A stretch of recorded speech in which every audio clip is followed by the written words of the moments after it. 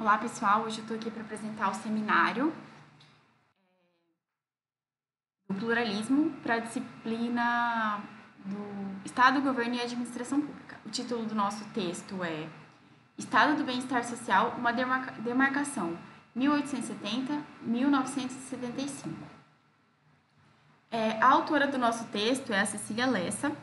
Ela é mestre em Economia pela UFRJ e doutora em Ciência Política pelo European University Institute, com pós-doutorado no MIT e na Universidade de Colômbia. Atualmente, ela é professora titular no Departamento de Ciência Política e Pós-Graduação em Economia da Universidade Federal Fluminense. Tá. A autora começa o texto com uma breve introdução falando que, assim, essa preocupação assistencialista, ela surgiu com os trabalhadores assalariados, né, na preocupação de proteger eles quando eles não estivessem disponíveis para trabalhar. E, em paralelo a isso, foi criado um modelo inglês também, e aí ela faz um contraponto. No modelo alemão, o contrato era individual de seguro para garantia da renda. Nos casos de acidente, doença, falecimento e etc. E ele era voltado para o contrato de trabalho.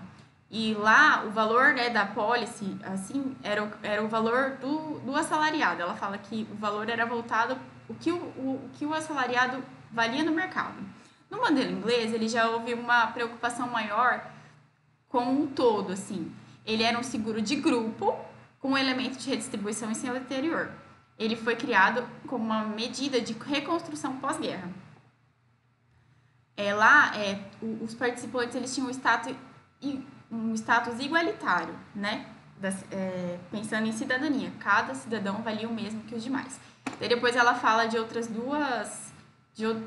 dois modelos, que é o New Deal americano, que ele é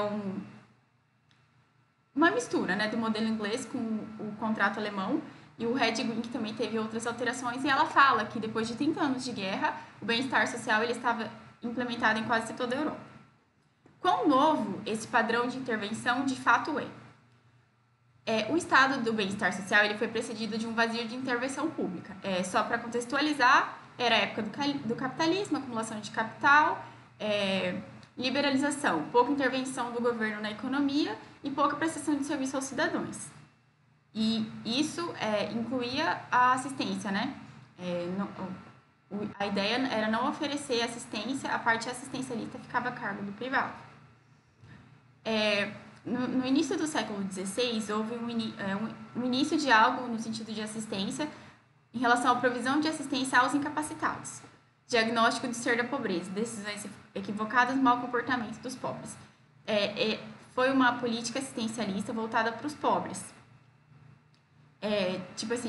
Que os pobres eram pobres por culpa deles e que eles precisavam de alguma assistência do Estado, certo? Aos poucos, houve a percepção de que essa abordagem aprofundava mais a dependência dos pobres em relação à assistência.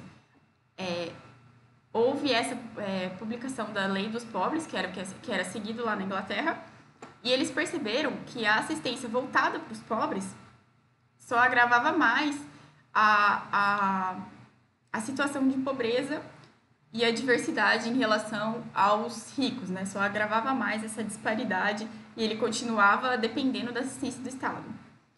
Houve a elaboração de um relatório, a pedido do parlamento inglês por uma comissão, um relatório de minoria sobre a lei dos pobres, que justamente chegou a essa conclusão que eu falei para vocês, né? A causa da pobreza não seriam individuais, mas sociais. A economia de mercado geraria custos sociais de causa e efeito difuso.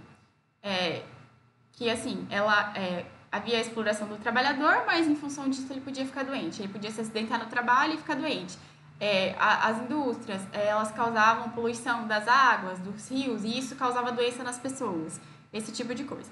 Surgimento do estado de bem-estar universalista em oposição ao pauperista localista. Houve essa preocupação de deixar de ser algo individual para ser universal, para atender a todos de uma forma mais igualitária, com uma preocupação mais voltada para a cidadania e não para atender o pobre, porque, né, ele era pobre, e sim criar assistências voltadas para todos os cidadãos de forma igualitária. Formas de provisão e evolução. Tá. Como se daria essa provisão dos recursos para essa assistência, né? O relatório da minoria da Comissão Real, ele estudou isso e ele trouxe duas opções, né? A maioria que achava que deveria ser assim, a provisão por organizações voluntárias e incentivo à autoajuda. Elas seriam privadas, né? E a minoria, provisão pública universal. Houve uma gradativa evolução da provisão voluntária por grupos, exemplo, sindicatos, seguros contributivos à saúde e desemprego, para a provisão pública universal, sobre regulamentação pública. Exemplo, grandes programas previdenciários. Tá, houve essa evolução, né, do individual pro de grupo, pro universal, e assim, aos poucos ele foi evoluindo, né? Começou primeiro com acidente do trabalho, doença, invalidez e velhice. Depois, veio a aposentadoria por tempo de serviço e as pensões, o seguro-desemprego. Depois vieram os benefícios para os familiares. Começou pelos trabalhadores industriais e depois evoluiu para os agrícolas. A provisão voluntária e depois a compulsória, que é aquela questão da contribuição, né, das partes. Ela deixou de ser voluntária e passou a ser compulsória. E começou dos países menos desenvolvidos para os mais desenvolvidos. Evolução da implementação. A implementação não seguiu um padrão originário único, né? A gente viu lá no primeiro slide aquela comparação do alemão com o inglês. Então, assim, nos países, cada um foi implementando da forma como achou viável, né? Mas, assim, do modo geral, as fases do nascimento do welfare state, que é o estado do bem-estar social, né? Foi, primeiro, seguridade social, garantia de emprego e renda. Segundo, sufrágio universal masculino, cidadania política. Terceiro, importância como gasto social público. Só no segundo momento que essa prestação de benefícios assistenciais, né, do governo, que ele tomou proporção de ter importância no orçamento público, né? Tá, depois de implementado, com o tempo, houve uma crise fiscal. Foi a Grande Depressão lá de 1920, acho que é. E percebeu-se a impossibilidade de o Estado sustentar a função, essa política assistencialista em função da recessão. Houve uma demanda por gasto social inversamente proporcional à capacidade da economia de financiá-la. O que era necessário para prestar assistência era maior do que o governo podia investir. Romper os problemas cortando gastos só agravava os problemas. Eles perceberam, assim, numas tentativas, né, de que, assim, cortar o gasto com isso só piorava os problemas. Qual o bem-estar social? Aqui ele traz a definição do que é o bem-estar social. Condição ou estado de bem-estar humano que existe quando as necessidades das pessoas são satisfeitas, problemas administrados e oportunidades maximizadas. Conjunto de serviços providos por caridades e agências de serviços sociais do governo para os pobres, necessitados e vulneráveis. Ampliação desse ponto de vista para necessidades sociais, custos sociais e direitos sociais. Aí, assim, os direitos sociais, ele é desse autor Marshall. Ele traz uma concepção universalista em termos de moralidade pública.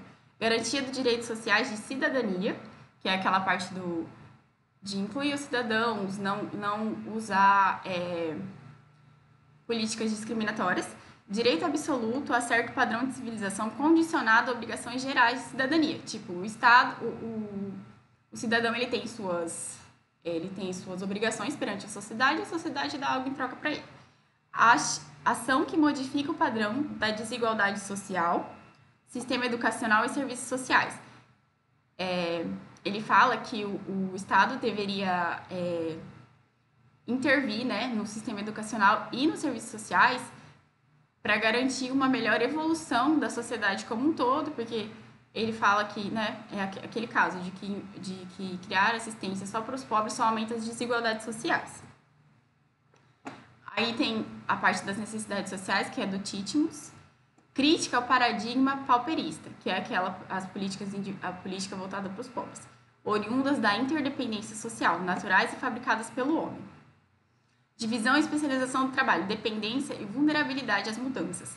Ele fala que, assim, foi um passo a passo, né, para se chegar a essa dependência do trabalhador do Estado, porque, assim, houve uma grande divisão e especialização do trabalho e, assim, o trabalhador só sabia fazer aquilo e ele ficava dependente da empresa. Formou-se um ciclo vicioso, né? Estigmatiza o homem como responsável pelos seus próprios fracassos. Se o homem era demitido, era porque ele não tinha executado o trabalho da melhor forma e era culpa dele. Pouca efetividade dos serviços seletivos associados a estigmas. Uso de canais sem perda do autorrespeito do usuário. Ele pregava isso, que tinha que ter uma política efetiva de serviços seletivos e usar algum tipo de seletividade, mas não associar aos estigmas, né? Tipo, voltar para o segmento dos pobres e, tipo assim, deveriam usar estigmas mais genéricos. Por exemplo, mulheres, homens, idosos, nesse sentido, sem diferenciar pela remuneração, né? Utilizar serviços universais, facilitar a integração social. Os serviços, eles tinham que ser oferecidos a todas as pessoas e não aos pobres especificamente. Custos sociais de títulos. Compensar os custos sociais da atividade econômica. Que é o que eu falei lá atrás, né? Que o capitalismo, ele gera... o capitalismo, a industrialização, a acumulação de capital, ele gera custos sociais, né? Que é aquela parte que eu falei de poluir as águas, aumentar a quantidade de lixo, que são coisas que é o governo que tem que lidar, certo? Identificar agentes causadores de desserviço, lixo, acidez, poluição, e cobrar pontualmente essas compensações das empresas, teoricamente. Atuação da prevenção precoce e preventiva. Ele fala assim que o governo ele não podia, que não poderia haver uma atuação no sentido de apenas atuar quando a coisa acontecesse, mas deveria ter um pensamento preventivo de atuação do governo. Serviços universais não discriminatórios, complementado com um nível de seletividade que garanta a justiça social, serviços seletivos aceitáveis. Essa preocupação, né, com a cidadania e a universalização dos serviços, também igual ao Titmus. Daí o último tópico que o texto fala é sobre as capacitações. Estimação de indicadores multidimensionais de condição de vida e sua distribuição. Estimular o comando de controle por parte dos indivíduos dos recursos definidores de suas condições de vida. Essa parte ele traz, né, que ele fala dessa atuação precoce do governo para com os indivíduos para garantir uma evolução das pessoas em situação de vulnerabilidade, né? As noções de funcionamento e capacitação foram concebidas para captar tanto as realizações efetivas das pessoas, funcionamento, quanto suas liberdades efetivas para levar a cabo modo de vida que valorizem, capacitação. Os recursos sociais são multidimensionais e não é possível reduzi-los a uma única dimensão. A decisão quanto ao uso dos recursos deve caber aos indivíduos, respeitando a sua autonomia para sobre o modo de vida que mais valorizem. Aqui ele quis dizer assim que o governo tem que dar uma assistência para a pessoa, mas ele não pode definir como a pessoa vai gastar o dinheiro. Faz parte do livre-arbítrio lá, da liberdade individual da pessoa, gastar aquele valor que ele recebe de assistência do governo da forma como ele bem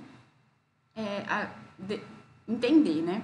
Os indivíduos possuem capacidades diferentes de converter recursos nas realizações que valorizem, combinação indivíduo-recurso.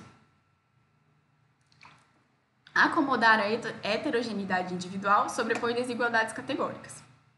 O foco nas realizações de STEM acolhe a preocupação de Titmus quanto aos estigmas. A noção de capacitação se volta para a liberdade que o indivíduo desfruta. A capacidade de agência exerce restrição à concepção de liberdade. Essa parte da capacidade de agência aqui, ela fala da criação de setores que façam essa classificação multidimensional, né? É isso, gente, que eu tinha para contribuir. O nosso texto, ele falava super bem sobre o bem-estar social mesmo e como ele foi implementado, né, nos vários estados e como foi essa implementação e a evolução dele. Acho que ele responde bem aquele questionamento do professor, né? Foi uma coisa bem tranquila. E era isso que eu tinha para contribuir. Obrigada a todos.